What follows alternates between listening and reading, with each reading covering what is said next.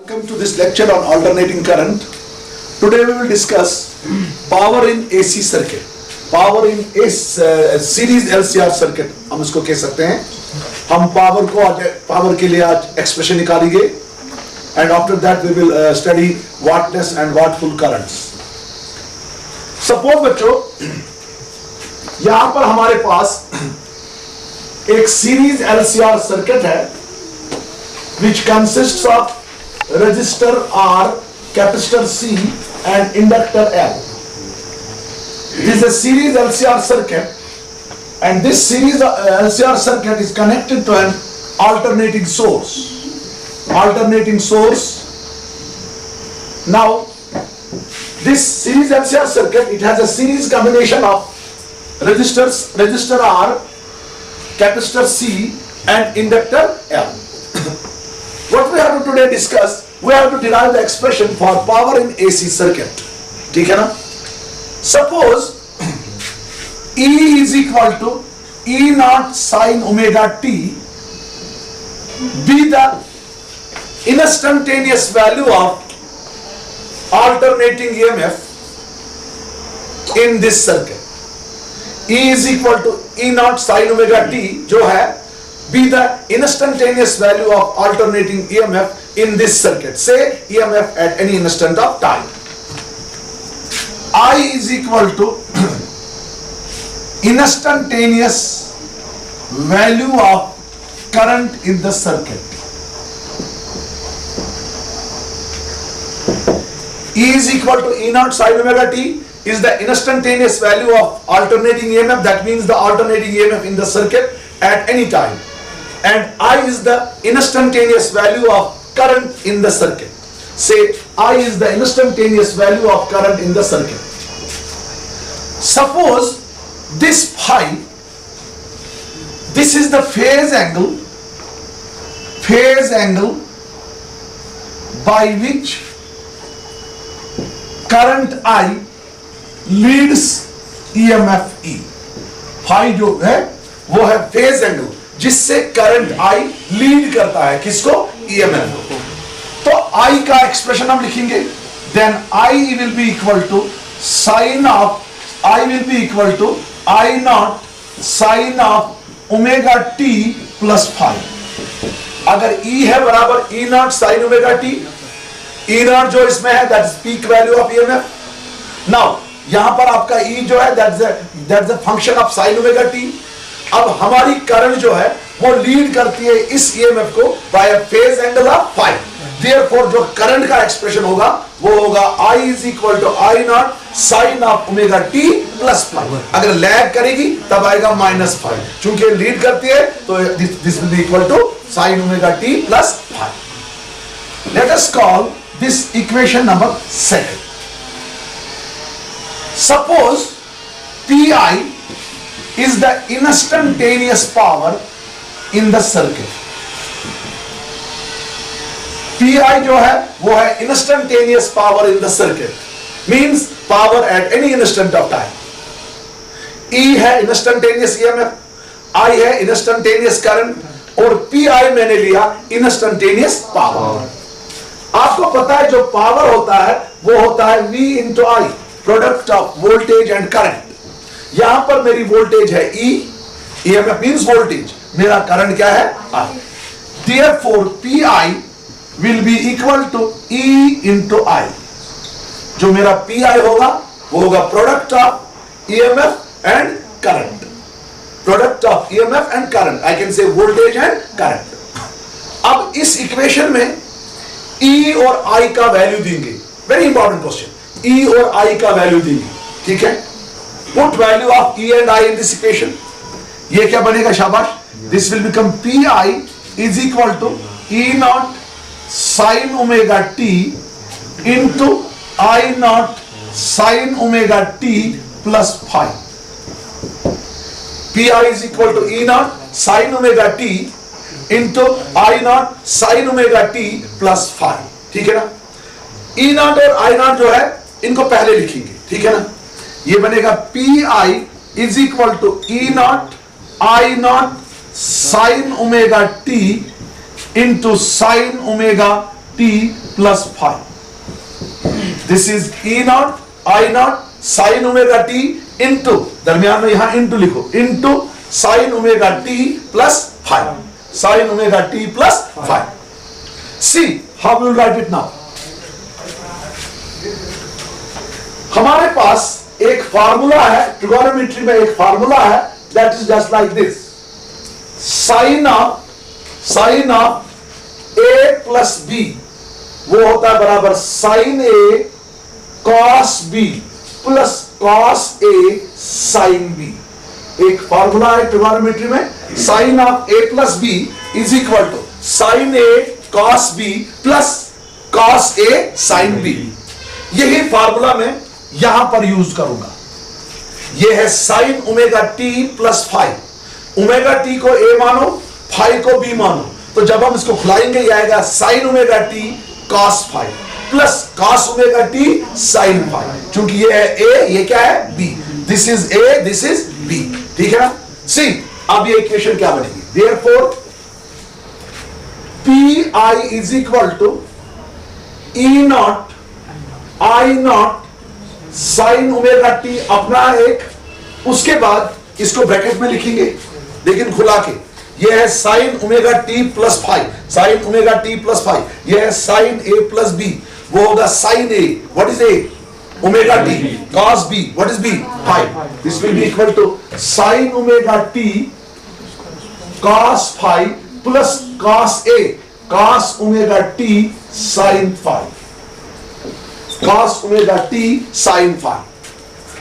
pi is equal to e naught sin omega t into, इसको खुलाया मैंने, इसको खुलाया, यह आया sin a cos b, यानी sin omega t cos phi plus cos omega t sin phi। अब मैं इसको मल्टीप्लाई कर सकता हूं sin omega t से, ये बनेगा pi is equal to e naught I naught sin square omega t, चूंकि जब साइन ओमेगा टी से मल्टीप्लाई करेंगे ये होगा sign omega T into sine omega T, that is sine square omega T, cos five plus sign omega T cos omega T cos five. दूसरी term को भी multiply सीधे हो जाएगा, साइन ओमेगा टी से पहली टर्म को मल्टीप्लाई हुआ, साइन स्क्वायर ओमेगा टी बन गया, दूसरी टर्म को मल्टीप्लाई हुआ, ये बना sign omega T cos omega T cos five. मेरे पास ट्रिगोनोमेट्री में एक फार्मूला है, twice sine theta cos theta, twice sine theta cos theta. इधर देखो, ये यहां दूसरी फार्मूला है, twice sine theta cos theta, वो फार्मूला होती है ट्रिगोनोमेट्री में, उसको कहते हैं साइन टू थीटा। जहां पर भी मुझे आएगा twice sine theta cos theta, उसके बदले में लिखूंगा साइन टू थीटा। यहां देखो, यहां मुझे दूसरी टर्म में साइन थीटा आ रहा है, साइन ओमेगा टी आ रहा है, ठीक है ना, कॉस थीटा आ रहा है, कॉस ओमेगा टी आ रहा है, साइन थीटा आ रहा है, कॉस थीटा आ रहा है। अब किसकी कमी है, टू की।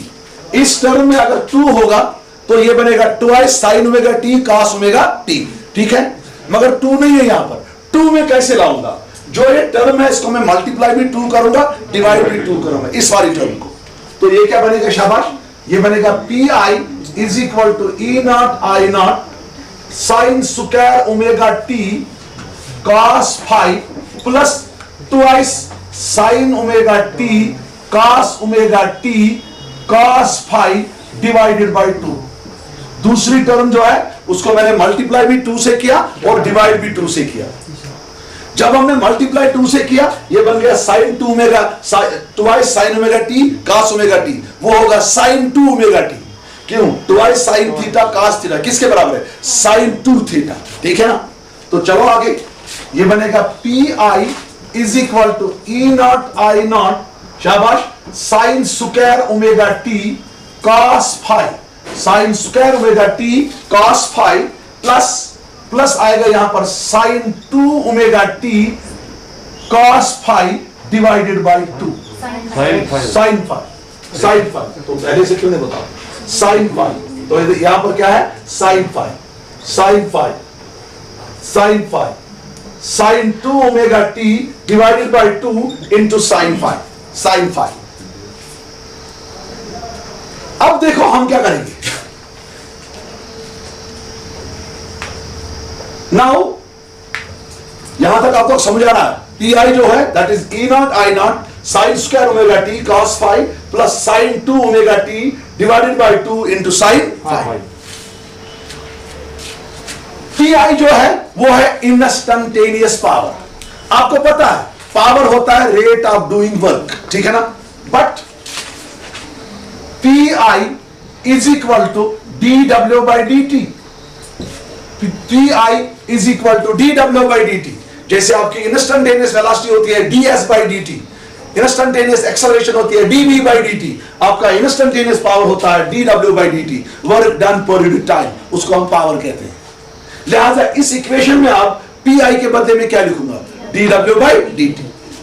This implies above equation becomes dw by dt is equal to E naught I naught sin square omega t cos phi plus sin 2 omega t divided by 2 sin phi, where dw is the small amount of work done in small time dt. dw जो है this is small amount of work done in time dt. अब हम क्या करेंगे, यहां पर हम dt के साथ मल्टीप्लाई करेंगे। dt हम यहां लेंगे क्रॉस मल्टीप्लाई करके, वेरिएबल सेपरेबल करेंगे हम। तो we get dw is equal to E not I not, E not I not, E not I not, E not I not, E not I not sine square omega T cos phi plus sine 2 omega T sine phi divided by 2 into D T. शाबाश, into D T. ये है D W जो है, this is the small amount of work done for small time D T. हमें क्या करना है, हमें एवरेज पावर निकालना है।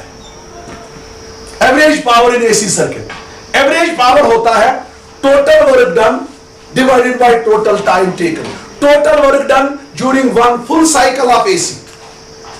एवरेज पावर जो होगा वो, चूंकि आपको पता है जब भी हम कोई एवरेज क्वांटिटी लेते हैं उसमें हम अगर हम एवरेज स्पीड लेंगे वो होती है total distance travel divided by total time taken. इसी तरह यहां पर हमें एवरेज पावर निकालना है। एवरेज पावर कैसे हम निकालेंगे, हम देखेंगे जो हमारा एसी का फुल साइकिल है, इस फुल साइकिल में हमने कितना टोटल काम किया और इस फुल साइकिल को कंप्लीट करने के लिए कितना टाइम लगा। हमें पता है इस फुल साइकिल को कंप्लीट करने के लिए जो हमें टाइम लगता है वो लगता है T, capital T, time period इसको कहते हैं। तो टोटल वर्क डन निकालने के लिए हम इस इक्वेशन को इंटीग्रेट करेंगे बिटवीन लिमिट्स 0 टू टी, ठीक है ना।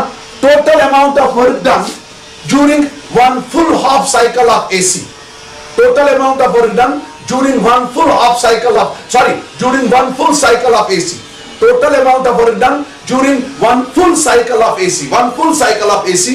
वो हम कैसे निकालेंगे, जब हम इस इक्वेशन को इंटीग्रेट करेंगे between limit 0 to t, capital T। चूंकि वन फुल साइकिल कंप्लीट करने के लिए जो टाइम हमें लगता है वो होता है टाइम पीरियड ऑफ AC।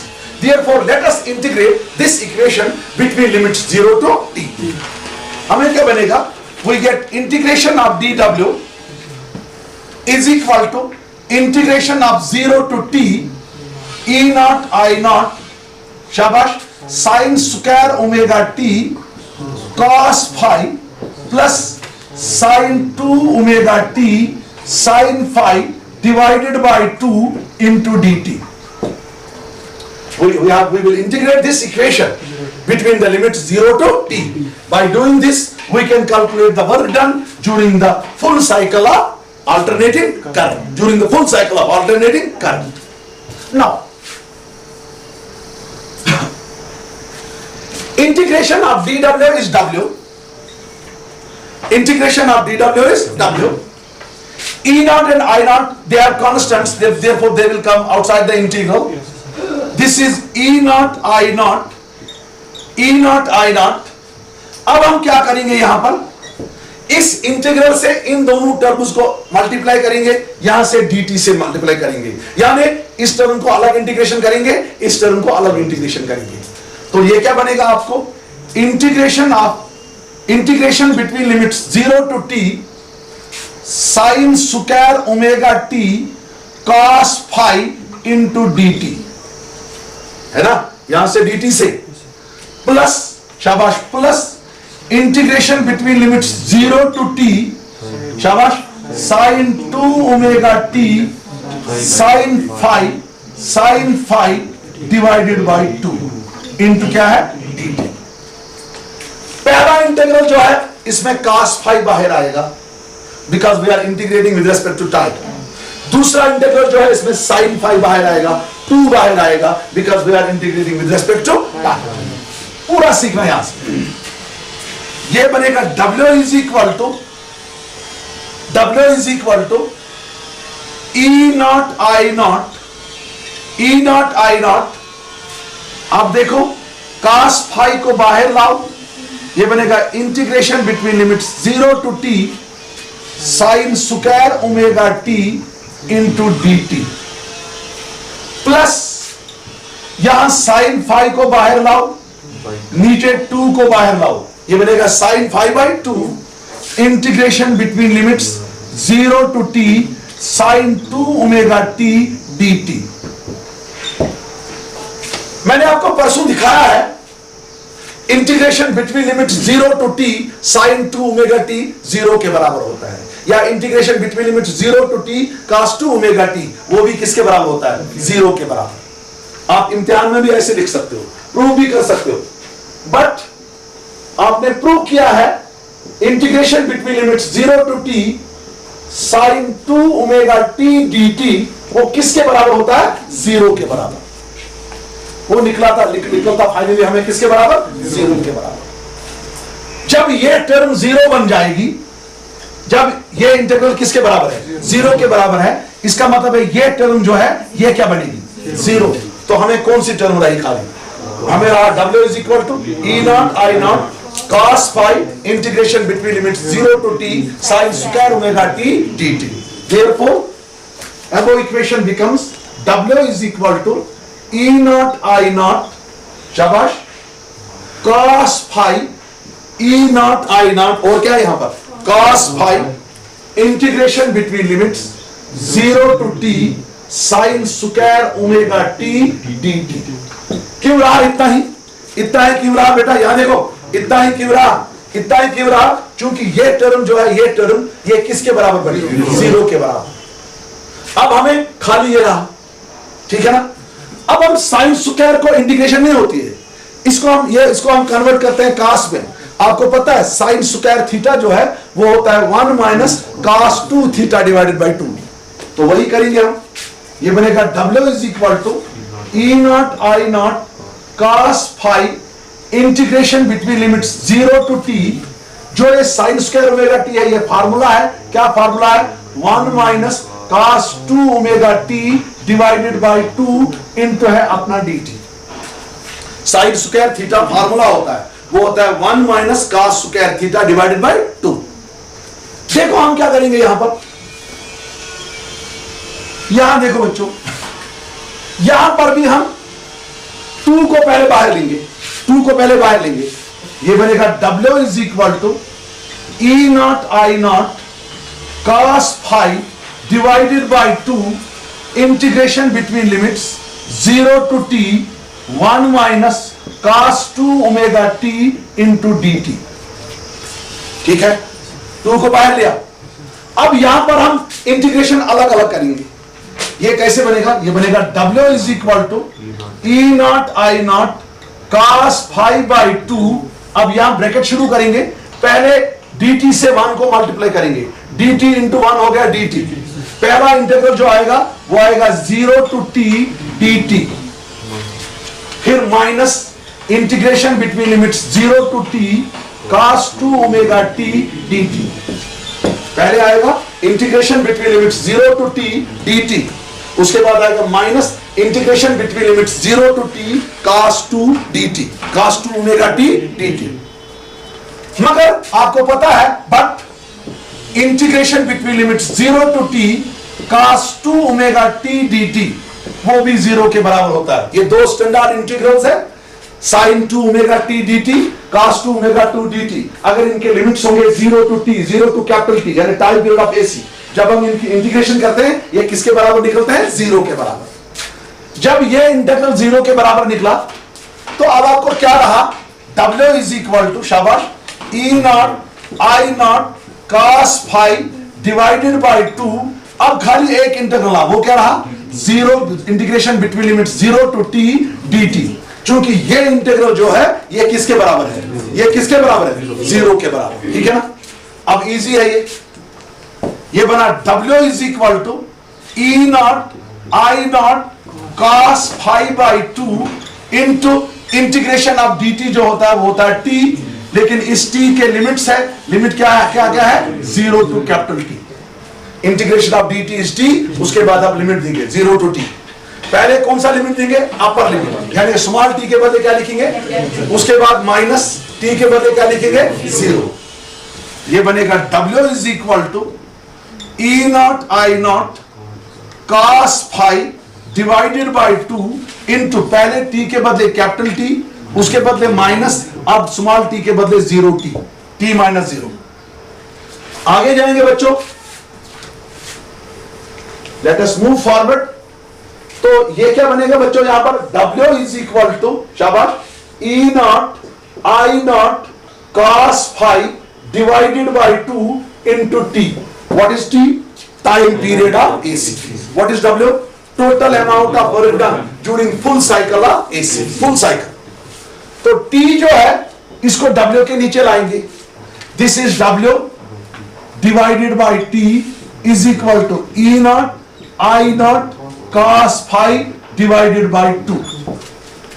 मगर W बाई T जो है, W है work done during full cycle of AC, divided by T जो है time taken to complete the full cycle of AC। Work done during one complete cycle of AC divided by time taken to complete that cycle, उसको हम कहते हैं P average, power P average. But W by T जो है वो है P average, क्योंकि P average है work done during one complete cycle of AC to the time taken to complete that one full cycle. But W by T is equal to P average. Therefore, P average is equal to E naught I naught cos phi divided by 2. This is one expression for power in an AC circuit. बड़े सारे expression, दो expression है, ये एक है। P average किसके बराबर होता है? E naught I naught cos phi cos phi divided by 2। यहां देखो, मैं इसको ऐसे लिखूंगा, P average is equal to E not I naught divided by under root 2 into under root 2। कोई फर्क? Under root 2 into under root 2 is 2 into cos phi into cos phi। मैंने 2 को लिखा under root 2 into under root 2, ठीक है ना। Now add, ये बनेगा P average is equal to, अलग अलग लिखूंगा, E naught divided by root 2 into I naught divided by root 2 into cos phi into cos phi। क्योंकि मुझे है E not I naught divided by root 2 into root 2, मैंने इसको लिखा E naught divided by root 2 into I naught divided by root 2। E naught divided by root 2 होता है ERMS, RMS value of EMF। I naught divided by root 2 होता है IRMS value of current, RMS value of current, वो होता है RMS value of EMF। तो मैं इसको ऐसे लिखूंगा, P average is equal to ERMS into IRMS into cos phi। मैंने लिखा E नॉट बाय रूट 2 जो होता है ये होता है ERMS, root mean square value of alternating EMF। I naught divided by root 2 होता है root mean square value of alternating current into क्या है? cos phi. This is the required expression. So here I have obtained the expression for this average power in a series LCR circuit, or simply I can say this is the expression for average power in AC circuit. In AC circuit. Now here I will define a term. That term is called as power factor. Here I will define a term, and that term is called as power factor. See. This P average is called true power. जब भी हम आपने class 11th में errors में पढ़ा होगा जब भी आप किसी फिजिकल क्वांटिटी का एवरेज वैल्यू निकालते हैं, उस एवरेज वैल्यू को हम मानते हैं true value. When we have number of observations, now in order to obtain the true value of a physical quantity, what we do, we take the average value of that physical quantity। यहाँ पर जो P average है, this P average जो है, this is called as true power। P average जो है, इसको क्या कहते हैं हम? True power। ERMS into IRMS, ये है वोल्टेज इंटू करंट। याद देखो, ERMS into IRMS, ये है voltage into current. Voltage into current power होता है, E इंटू आई पावर है, EI पावर है, E इंटू आई जो है वो पावर है। यहां पर ERMS इंटू IRMS, ये भी एक पावर है। इस पावर को हम कहते हैं एपरेंट पावर। Apparent power. और जो वो आपका cos फाई है, इसको हम कहते हैं पावर फैक्टर। जो आपका cos फाई है, इसको हम क्या कहते हैं? Power factor. P एवरेज जो है, दैट इज ट्रू पावर। आपका जो ERMS इंटू IRMS जो है, वो है एपरेंट पावर। तो आपका जो cos फाई है, वो है क्या पावर? वो क्या है? Power factor. Therefore, इस इक्वेशन A को हम कैसे लिखेंगे? P एवरेज के बदले हम लिखेंगे true power is equal to ERMS into IRMS। इसके बदले लिखेंगे हम apparent power into cos phi के बदले हम लिखेंगे पावर फैक्टर। तो हमें निकला true power is equal to apparent power into power factor. Power factor क्या है? cos phi. हम therefore ऐसे लिख सकते हैं, power factor is equal to true power divided by apparent power. True power divided by apparent power. तो power factor जो है, इसको हमने लिखा true power divided by apparent power. तो हम ऐसे लिखेंगे, ratio of true power to the apparent power in an AC circuit or in a series LCR circuit is called as what? Power factor। समझ आया ना? कभी कभी इम्तिहान में आता है पावर फैक्टर डिफाइन करो। तो पावर फैक्टर जो होता है, वो होता है ratio of true power to the apparent power in a series LCR circuit or in a series simply in an AC circuit, in an AC circuit or simply in a series LCR circuit। अब is equal to ERMS into IRMS into cos phi. मैंने आपको बोला जो cos phi है, वो होता है power factor. ठीक है ना? तो cos फाई जो आपका है, वो है पावर फैक्टर। ये जो है, ये है ट्रू पावर, और ये जो क्या है, ये है एपरेंट पावर। ये पावर फैक्टर जो होता है, it is always positive. Power factor is always positive, having a value between 0 and 1। जो पावर फैक्टर है, ये हमेशा पॉजिटिव होता है, और इसका जो वैल्यू होता है, दैट लाइज बिटवीन 0 and 1। देखो बच्चों कैसे दिखाएंगे हम। पहले for purely resistive circuit, जो E and I होता है, they are in phase। E and I are in phase। जो हमारा प्योरली रेजिस्टिव सर्किट होता है, उसमें E और I जो होता है, वो हमेशा किस में होते हैं? फेज में। वो हमेशा फेज में होते हैं।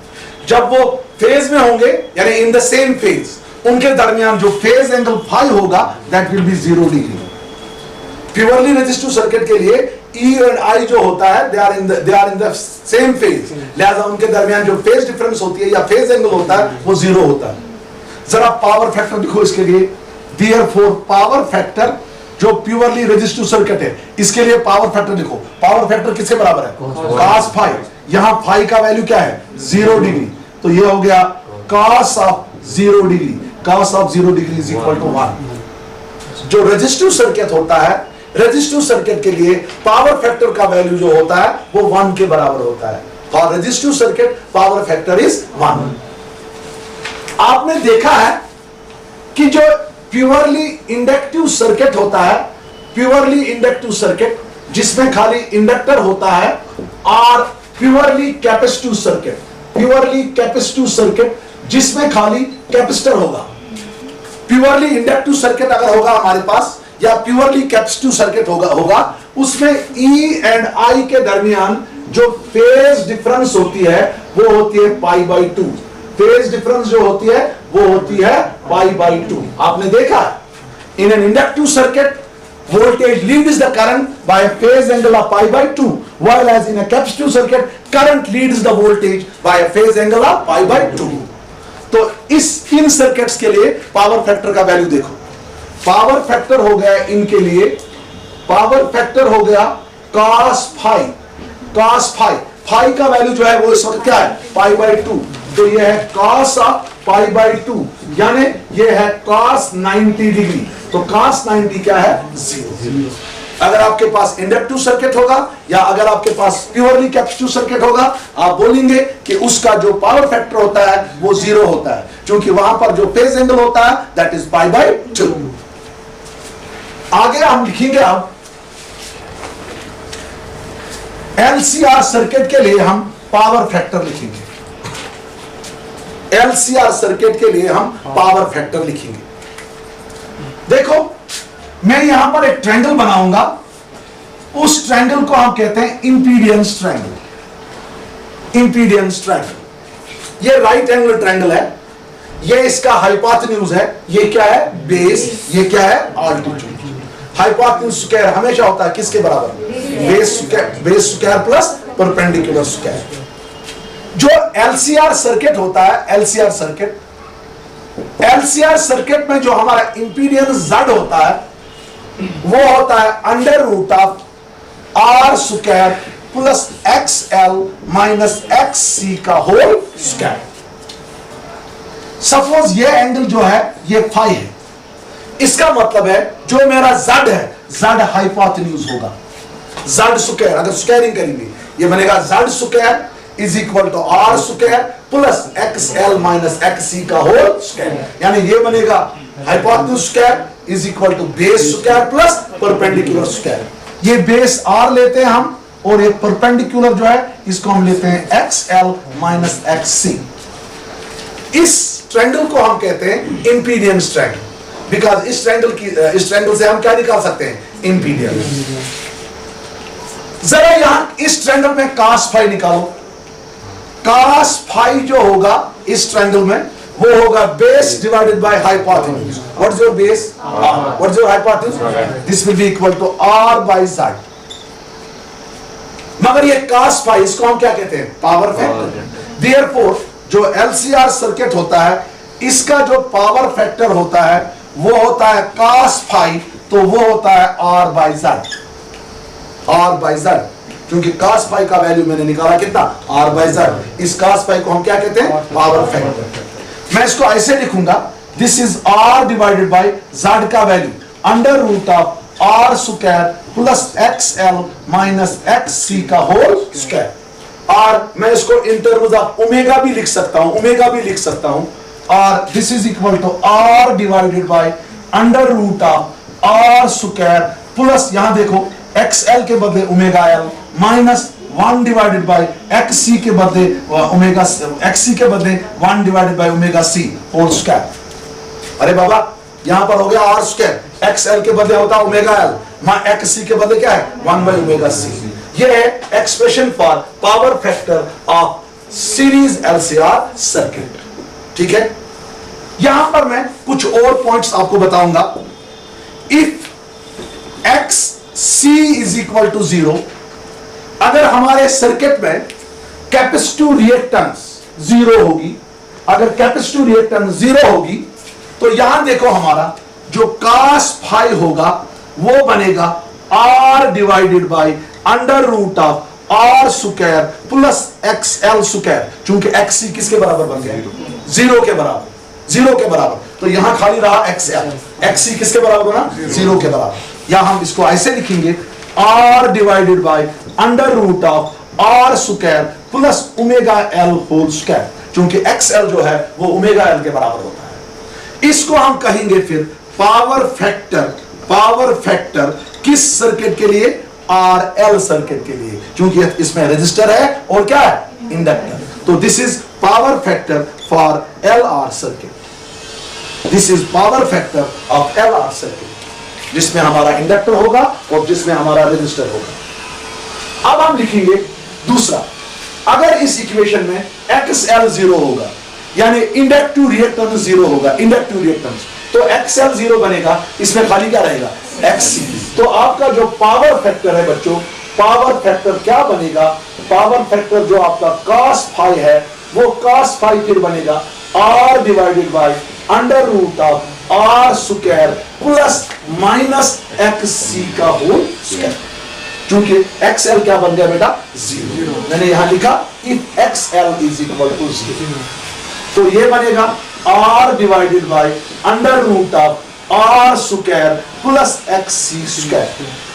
ठीक है बच्चा, ये बनेगा इसका R divided by under root of R square plus 1 by omega C का स्क्वायर, क्योंकि XC जो है ये है बराबर 1 बाय ओमेगा C। ये जो है ये है power factor for RC circuit. This is power factor for what circuit? RC circuit. In this way, we discussed the power circuit, power factor for resistive circuit, for inductive circuit, for capacitive circuit, and for LCR circuit. And for LCR circuit. दो terms, short answer आ रहा है। एक को कहते हैं हम wattless current, भाई बातें नहीं करना, वाटलेस करंट।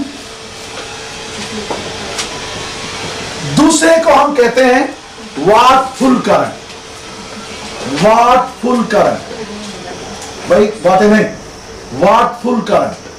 हमारे पास दो किस्म के करंट्स यहां पर है, एक को हम कहते हैं वाटलेस करंट, दूसरे को हम कहते हैं वाटफुल करंट। भाई लोगों, वाट जो है वो किसका यूनिट है, पावर का, पावर का। वाट जो है वो पावर का यूनिट है। तो यहां पर वर्ड मैंने यूज किया वाटलेस करंट। अगर हमारे पास एक करंट है, अगर एसी सर्किट में उस करंट की वजह से एसी सर्किट में कोई पावर कंज्यूम नहीं हुआ, a current in an AC circuit is said to be a wattless current if the average power consumed in the AC circuit is 0. If due to this current the average power consumed in the AC circuit is 0. यानी एक वो current जिस current की वजह से जो AC circuit है, जो उस सर्किट में एवरेज पावर कंज्यूम हुआ है, वो किसके लिए, किसके बराबर है, 0 के बराबर। उस करंट को हम इसीलिए कहते हैं वाटलेस करंट, वाटलेस यानी पावरलेस। ठीक है ना। A current in an AC circuit is said to be wattless current if due to this current the average power consumed in the AC circuit is 0. यानी ये करंट जो है, this current requires no power for its maintenance, for its maintenance, for its maintenance। क्योंकि जब भी current circuit पे चलेगी, इस सर्किट को करंट में मेंटेन करने के लिए पावर की जरूरत है। अब वो करंट, जो current which does not require any power for its maintenance in an AC circuit, that current is called as wattless current। इसीलिए मैंने यहां पर पावर किसके बराबर लिखा, एवरेज पावर 0 के बराबर। यहां पर मैं लिखूंगा P average is not equal to 0। एक वो करंट जिस करंट की वजह से एसी सर्किट में पावर कंज्यूम होगा, उस करंट को हम कहते हैं wattful current. A current in an AC circuit is said to be a wattful current if the power, if the average power is consumed in the AC circuit due to this current। यानी इस current को AC circuit में maintain करने के लिए power की जरूरत है। एक करंट को मेंटेन करने के लिए कोई पावर की जरूरत नहीं है, उसको हम कहते हैं वाटलेस करंट। अब इस करंट को सर्किट में मेंटेन करने के लिए पावर की जरूरत है, पावर कंज्यूम होता है सर्किट में, लिहाजा इस करंट को हम क्या कहते हैं, wattful current. A current which do not require any power for its maintenance, that's called as a wattless current, while as a current which requires power for its maintenance in an LCR in an LCR circuit or simply in an AC circuit, that current is called as what? Full current. अब हम इनको थोड़ा सा explain करेंगे। बच्चों, हमने अभी अभी सीरीज एसी सर्किट के लिए एवरेज पावर के लिए एक्सप्रेशन निकाला, P average is equal to ERMS into IRMS into cos phi. We know that in an AC circuit or in a series LCR circuit, the average power is given by P average is equal to ERMS into IRMS into cos phi. This is the true power and this is the apparent power. ये phi जो है, here यहाँ पर जो phi है, this is the phase angle between ERMS and IRMS. यहाँ पर आपका phi जो है, this is phase angle between ERMS and IRMS. जो phi है, this is phase angle between ERMS and IRMS. देखो मैं डायग्राम बनाऊंगा। ये y एक्सिस है, इसको मैं लूंगा x एक्सिस, इस साइड में लूंगा मैं IRMS और यहां से मैं लूंगा ERMS। यहां देखो, दिस इज ERMS, ये मैं लूंगा फेज एंगल phi। ERMS और IRMS के दरमियान जो फेज एंगल है वो कितना है यहां पर? मैं IRMS को रिजॉल्व करूंगा कंपोनेंट्स में। I will resolve this IRMS into components. आप देखोगे बैग में एक कंपोनेंट होगा वाटलेस करंट, दूसरा कंपोनेंट क्या होगा? वाटफुल करंट। मैं आपको दिखाऊंगा, इसको रिजॉल्व करो। जो यहां से इसका कंपोनेंट होगा वो होगा IRMS cos phi, जो किसकी डायरेक्शन में है? ERMS की डायरेक्शन। अब यहां पर एक और कंपोनेंट होगा जो ERMS को परपेंडिकुलर होगा, वो कंपोनेंट होगा ये, वो कंपोनेंट होगा IRMS sin phi, IRMS sin phi। मैंने रिजॉल्व किया IRMS को इनटू कंपोनेंट्स। एक कंपोनेंट आपका आया बच्चों, क्या आया? शाबाश। एक कंपोनेंट आपका आया IRMS cos phi, दूसरा क्या आया? IRMS sin phi। Resolve IRMS into components, यहां देखो, number 1 IRMS cos phi along ERMS। IRMS cos phi जो है वो उसी डायरेक्शन में है जिस डायरेक्शन में ERMS है। IRMS cos phi ये बेसिकली IRMS का एक टुकड़ा है ना, टुकड़ा, तो इसके उसी डायरेक्शन में है जिसमें क्या है? ERMS। दूसरा IRMS sin phi, it is perpendicular to ERMS। दूसरा कंपोनेंट जो है वो है IRMS sin phi, वो है perpendicular to ERMS, that is perpendicular to ERMS। अब यहां देखो, मैं देखूंगा इस कंपोनेंट से कितना पावर कंज्यूम होगा, इस कंपोनेंट से कितना पावर कंज्यूम होगा। Now number 1 IRMS cos phi and ERMS, they act in same direction, लिहाजा इन दोनों के दरमियान जो फेज एंगल फाई होगा वो होगा 0 डिग्री। क्यों होगा 0 degree? Because they act along the same straight line. ठीक है ना। अब मैं एवरेज पावर देखूंगा, P average is equal ERMS into, यहां IRMS का कौन सा कंपोनेंट लूंगा? कौन सा component? IRMS cos phi into IRMS cos phi into ये cos 0 डिग्री, क्योंकि phi कितना है? 0 डिग्री। ये phi कितना है? 0। अरे ये P average is equal ERMS into IRMS का कौन सा हिस्सा? IRMS cos phi इनटू इस और इस IRMS cos phi के दरमियान जो फेज एंगल phi है वो कितना है? 0 डिग्री। cos 0 किसके बराबर है? 1 के बराबर। तो आपको निकला P average is equal to ERMS into IRMS cos phi। तो इसका मतलब है due to this component of IRMS power is consumed in the circuit.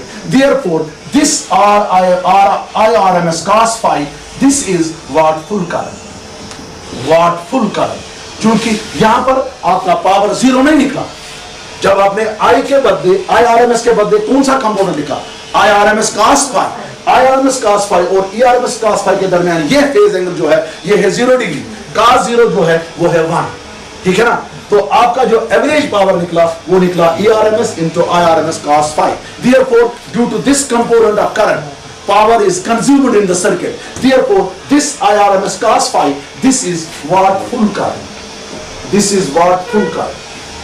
अब मैं दूसरी करंट देखूंगा. Now let me see second one. देखो दूसरा IRMS sin phi जो है that is perpendicular to ERMS. यहां देखो IRMS sin phi जो है, IRMS sin phi बोर्ड की तरफ देखो, IRMS sin phi जो है वो है ERMS को क्या परपेंडिकुलर, इनके दरमियान जो फेज एंगल है वो है पाई बाई 2 90 डिग्री. तो अब हम पावर देखेंगे, तो फाई यहां पर है हमारा पाई बाई 2 यानी 90 डिग्री. अब हम पावर देखेंगे, ये होगा P एवरेज है ना इज इक्वल टू ERMS, ठीक है ना, इनटू करंट का कौन सा हिस्सा IRMS sin phi, IRMS sin phi into है अपना cos phi, phi के बदले क्या 90, cos 90 क्या होता है 0. तो आपका P एवरेज निकला 0 यहां पर, क्योंकि cos 90 क्या है 0. इसका मतलब है जो RMS sin phi है, this does not contribute to the power. Only IRMS cos phi contributes to power. IRMS cos phi, because it contributes to power, it's called watt full current, while as this IRMS sin phi, this is called wattless current. This is called wattless current. क्यों wattless current? क्योंकि आपका power क्या निकला 0. तो यहाँ पर जो IRMS sin phi है इसने पावर को कंट्रीब्यूट नहीं किया, so this is called as wattless current, ठीक है ना. वहां पर जो IRMS cos phi है इसने power it contributes the power, therefore that's called as watt full current. This completes alternating current. Thank you.